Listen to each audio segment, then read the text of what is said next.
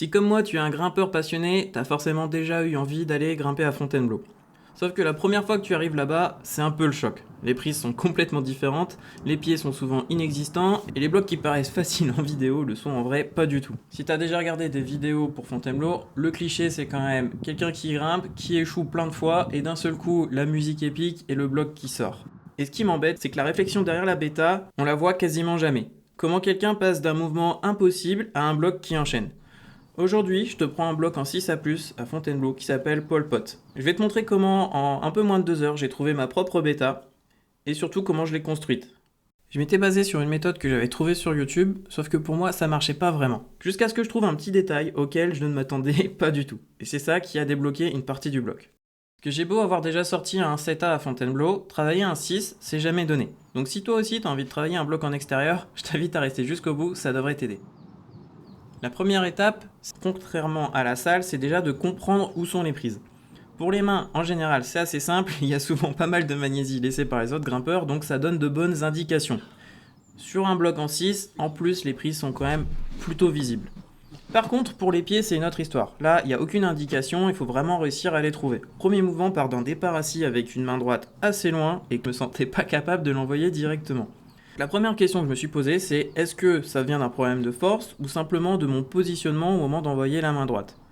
Pour essayer de comprendre ça, j'ai essayé directement d'arriver au deuxième mouvement. L'idée c'était de décomposer le bloc et de refaire le mouvement un peu à l'envers, tâter les prises pour arriver dans la position finale et voir comment je pouvais m'y installer confortablement.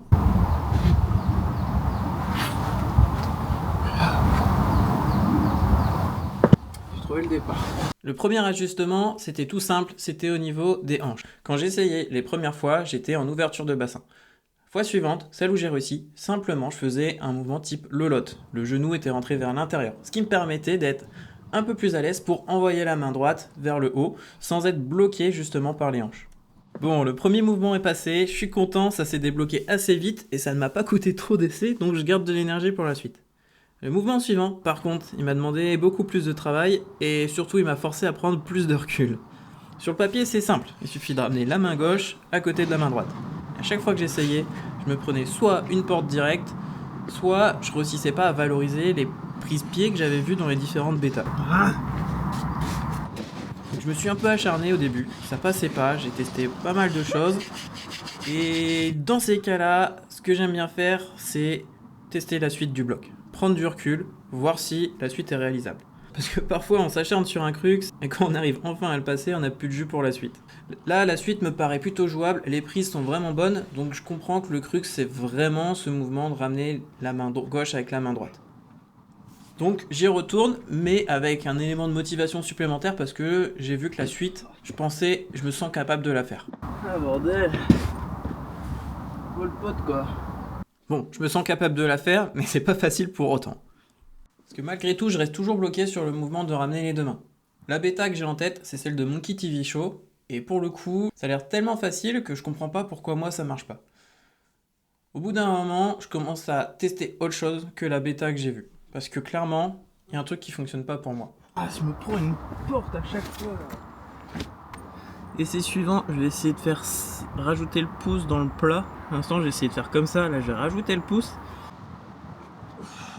Le pouce, je m'en suis pas rendu compte tout de suite, mais je l'avais ajouté un peu naturellement sur un des essais précédents et je me suis senti un peu plus à l'aise avec ça. Donc j'ai décidé de le garder. Les sensations étaient clairement meilleures, même si je me prenais encore la porte, je tenais un petit peu plus. Et c'est sur le coup, je pensais que c'était ça qui avait fait toute la différence. En réalité, il y a aussi un autre petit changement que j'avais pas encore conscientisé et je te le montre juste après. Parce que sur cet essai-là, je pensais vraiment pouvoir topper le bloc. Je me suis battu, clairement, dans ma tête, je me disais, allez, ça passe, j'ai passé le crux, enfin, faut pas que je tombe maintenant.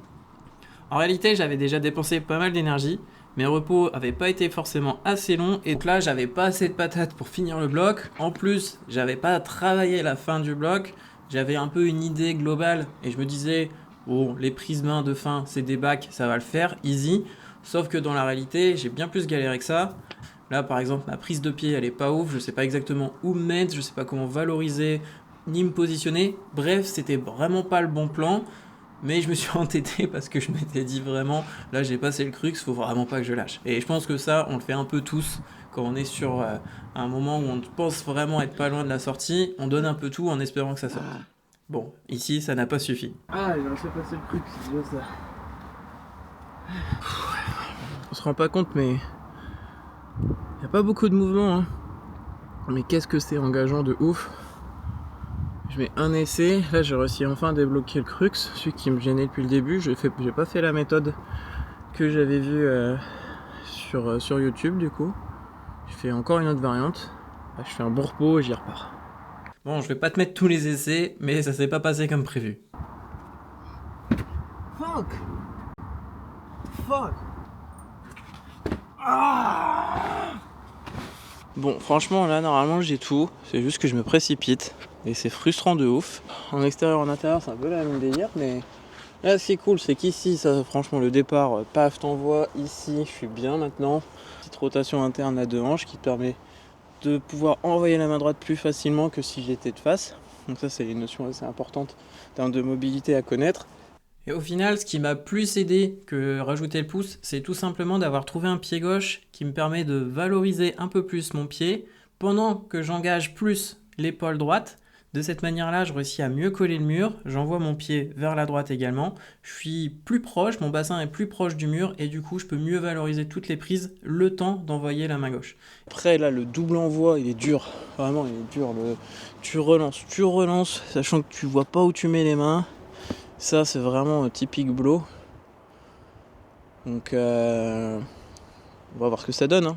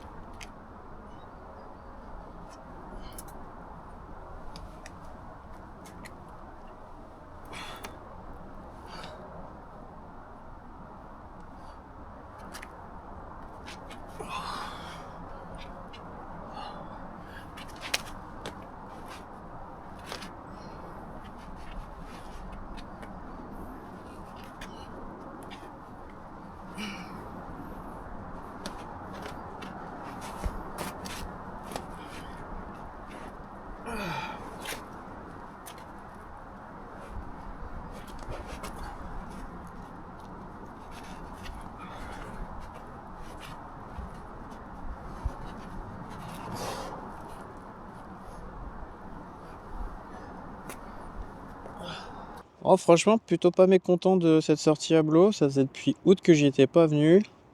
13h30, donc je suis arrivé vers 10h. J'ai fait 3-6A. Le premier, c'était vraiment le plus difficile. Le Pol Pot. D'ailleurs, je pense que c'était un 6A+, et pas un 6A. Après, ça change pas non plus énormément. Le deuxième, je l'ai flashé. C'était trop cool. C'était un pistol squat, donc forcément bien plus à l'aise. Et franchement, le pied, c'était un bon pied pour Fontainebleau. Mais je m'attendais pas à avoir aussi bonne sensation. J'ai travaillé un peu le 6C, mais franchement, tout seul, avec un arbre qui est sur le côté, clairement, je me sentirais pas de me lancer là comme ça. Et puis le bourdon, franchement, je pense que la 6A, elle était cool, mais je pense que je pourrais travailler la 6B. Donc là, je pensais vraiment avoir la dalle. C'était un peu mon récap de cette sortie à Fontainebleau avec un focus sur une 6A, à savoir Pol Pot. Tout ça, ça montre bien un truc, la cotation ça fait pas tout. Sur ce jour-là, j'ai fait plusieurs 6A et 6A+. Certaines, je les ai flashées, d'autres, elles sont sorties assez vite. Et ici, Pol Pot, ça a été vraiment très compliqué pour moi. Peut-être parce que c'était le premier bloc de la journée, c'est possible aussi. L'autre info importante, bien sûr, c'est de se dire que tu auras peut-être une bêta sur une vidéo, mais ça ne te correspondra peut-être pas en fonction de tes forces et tes faiblesses. Moi, perso, j'ai bien compris qu'au niveau du gainage et de la pose de pied pour des pieds type Fontainebleau, j'étais encore pas très bon. Et donc, c'est un axe de progression. Le bloc que j'ai préféré ce jour-là, c'était le vol du bourdon, que je suis en train de grimper juste ici. Donc si jamais ça t'intéresse et que tu as aimé ce format où je détaille la recherche de bêta, dis-le moi en commentaire. Je pourrais faire une vidéo dédiée sur ce bloc pour expliquer ce qui m'a aidé et ce qui m'a bloqué. En attendant, je te laisse une autre vidéo juste ici, que j'avais faite aussi à Fontainebleau quand j'ai sorti mon premier CETA, à savoir le Labi. Je te dis à bientôt, grimpe bien et prends soin de toi. Ciao.